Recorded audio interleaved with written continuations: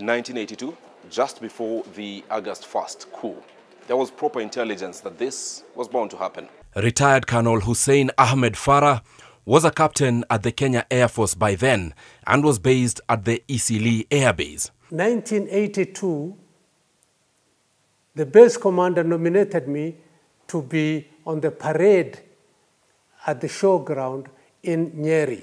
And I went to him and I complained. I said, "Sir, I'm spending so much time on parades." And he said, "I promise you this will be the last one you'll go to." Oh, no. Yes. It was a miracle. It almost became the last one. Yes. He had also been picked as a deputy parade commander in a parade that will be mounted in Nyeri in honor of President Daniel Toroitich arap Moi. Opening by the president was to be done on a Friday.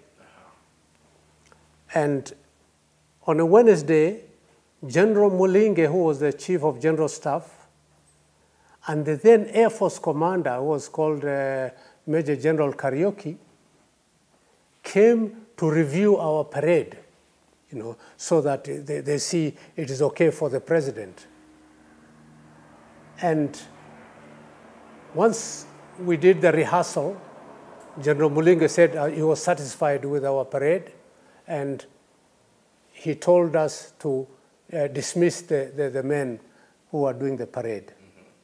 And then we walked, Major General Serem, or that time Major Serem, and I was a captain, we walked and came and stood next to the two generals.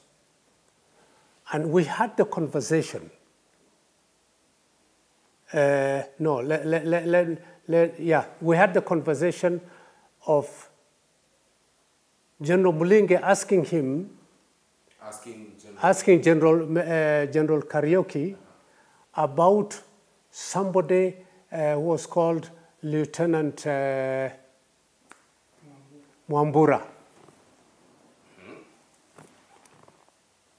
And that he should be arrested. Mm-hmm. Lieutenant Mwambura was working in Nanyuki Air Base at that time, mm-hmm. and he was in the logistics department, the stores. And in my opinion, I just thought, oh, he must have lost some things, and that's why he's being arrested. Just in case you thought that that was the only pointer, that there was intelligence on the coup of August 1st, 1982, 42 years down the line today, then you haven't heard the next part. There was danger. The president's life was in the line. We're walking out of the place, and suddenly somebody comes on the mic and say, "Wananchi, kaeni rais anarudi kuja." He's coming back to address and to give you a further address. But he has just addressed. It was we have never seen anything like that. Mm-hmm. Once the president stops and finishes and goes, that was it. But now suddenly something strange happened, and the president is coming back, and so the Wananchi went back to sit and listen to the president. So the president comes and now gives a longer story, nothing connected with what has happened, but just, a lot of other things that, the president always had a lot of material to deliver to his people. The speech has nothing to do with the show. The earlier speech was about the show and... No, this is now about Kenya and the things we are going to achieve and whatever. Of course, anybody right-thinking person would be wondering, why would the president come back?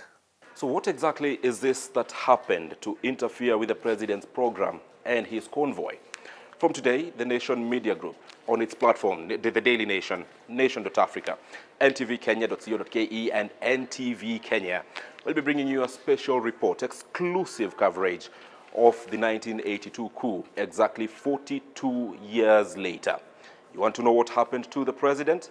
Be sure to watch Coup d'etat and Zingizi la Mapinduzi this Sunday on NTV with me, Ibrahim Karanja.